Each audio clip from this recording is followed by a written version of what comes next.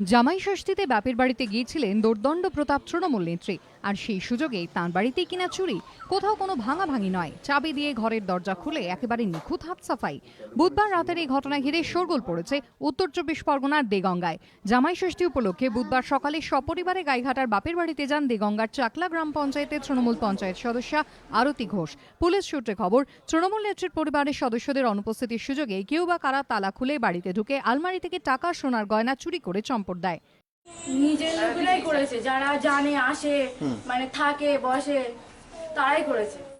বৃহস্পতিবার সকালে প্রতিবেশীদের কাছে খবর পেয়ে তড়িঘড়ি শ্বশুর বাড়িতে ফিরে আসেন তৃণমূলের পঞ্চায়েত সদস্যা। তাঁর দাবি, চুরি গিয়েছে লক্ষাধিক টাকার সোনার গয়না, ৭০,০০০ টাকা ও বাড়ির দলিল। তবে ঘরে লাইসেন্স প্রাপ্ত একটু ডাবল ব্যারেল বন্দুক থাকলেও সেটি নিয়ে যায়নি চোর। ১৫-২০ ভরি সোনা আর প্রায় ২ লাখ টাকার মতন। কটা ঘর থেকে নিয়ে গেছে? দুটো ঘর থেকে সব চুরি কিভাবে করে ঢুকলো দুষ্কৃতীরা মনে করছে? চাবি খুলে ঢুকেছে। কিন্তু অন্যান্য সামগ্রীর সঙ্গে কেন বাড়ির দলিল নিতে গেল চোর? ঘরের চাবি বা সে কোথা থেকে পেল? তৃণমূল নেত্রীর পরিবারের দাবি, সম্পত্তি নিয়ে এক আত্মীয়ের সঙ্গে তাদের দীর্ঘদিনের বিবাদ।